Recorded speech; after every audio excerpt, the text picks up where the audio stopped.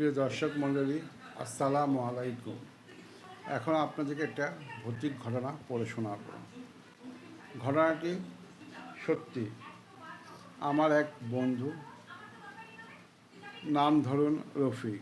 Class 5 থেকে বন্ধুত্ব। বছর দুয়েক হলো ওর বাবা গত হয়েছে। বড় ভাই হওয়ার সুবাদে স্বভাবতই ওর কাজেই সংসারের ষোল আনাটাই নেমে এসেছিল। মা, 2 বোন, 3 ভাইয়ের সংসার।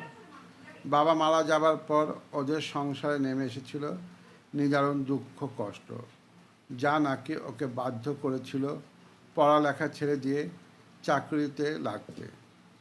ও মেট্রিক পাশ করে পাট কলেজ সুপারভাইজার হিসাবে ঢুকেছিল। সেই কবে, আজও ওই একই চাকরিতে লেগে আছে। কোনো উন্নতিও নেই, অবনতিও নেই। বোন দুটি বিয়ে দিয়েছিল, কিন্তু কপাল দোষে দুজনেই ওর কাঁধে বোঝা হয়ে ফিরে এসেছে, যার যার সন্তান সহ। আমি বরাবরই অলৌকিকতায় বিশ্বাস করি না। রফিক তখনও বিয়ে করা নেই। এক শুক্রবার আমার বাসায় এসে ও আমাকে বলল, দোষ, একটু বিপদে পড়েছি। আমি বললাম, নির্দ্বিধায় বল, আমার পক্ষে যতটুকু করা সম্ভব আমি করব। ও যা বলল তা শুনে আমার মনে হলো ও মানসিকভাবে সুস্থ কিনা। জিন, ভূত এগুলো অস্তিত্ব কোনোটাই বিশ্বাস করি না। ওর বক্তব্য অনুযায়ী রাতে ঘুমোতে গেলেই কে বা কারা যেন ওদের টিনের দেয়ালে খামোখায় জোরে জোরে আঁচড় কাটতে থাকে, যার ফলে ঘুমানোটাই অসম্ভব হয়ে পড়েছে। কোনো প্রকার সঙ্গত কারণ ছাড়াই ঘটনাটি গত 1 মাস ধরে রোজ রাতেই ঘটছে। আমি বললাম, ওকে আজ রাতে আমি তোর সাথে তোদের বাসায় গিয়ে থাকব। একটি হকি স্টিক ও টর্চ লাইটের ব্যবস্থা করে রাখিস। আমি সময় মতো পৌঁছে যাব। রাত 10টা নাগাদ রাজ্যের সমস্ত কাজকর্ম সেরে ওদের বাসায় গিয়ে পৌঁছলাম। ওদের বাসাটা শহরতলির প্রায় শেষ প্রান্তে অবস্থিত। রাস্তার উপরে একটি দোতলা বাড়ি, তার পেছনে 15-20 গজ ফারাকে ওদের সম্পূর্ণ টিনের ঘরটি হালকা গাছগাছালিতে ঢাকা। ওদের বাড়ির পেছনে আর কোনো বাড়ি নেই। ঢাকার ভাষায় তখন সে অঞ্চলে নামা বলতো। নিচু ফসলের জমি ও খাল বিলের সমারোহ।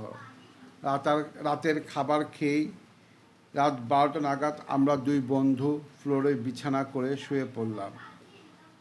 রফিক বলল, লাইটটা নিভানোর পরেই শুরু হবে অত্যাচার। আমাকে আরও বলল, এমনিতে কোনো ভয় নেই, এই পর্যন্ত কোনো ক্ষতি করেনি শব্দ করা ছাড়া। লাইট নেভানোর সাথে সাথেই শুরু হয়ে গেল ভূতের খেলা।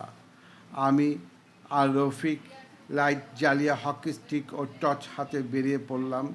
বাড়ির চারপাশটা ঘুরে দেখে মনের কোণে লুকিয়ে থাকা সন্দেহটা আরও রইল না। বাড়িটার 5 গজের মধ্যে কোনো গাছের ডাল পর্যন্ত নেই যে বাতাসে তার টিনের দেয়ালে টক্কর খেয়ে এই জাতীয় শব্দ হবে। মনে মনে কিছুটা দমে গেলাম। এ কেমন খেলা? রফিককে বললাম, তুই ঘরে ঢুকে লাইটটা নিভিয়ে শুয়ে পড়, আমি একটু পর আসছি। ও ঘরে ঢুকে দরজাটা ভিজে দিয়ে শুয়ে লাইটটা নিভিয়ে দিতেই আবার শুরু হলো একই শব্দ।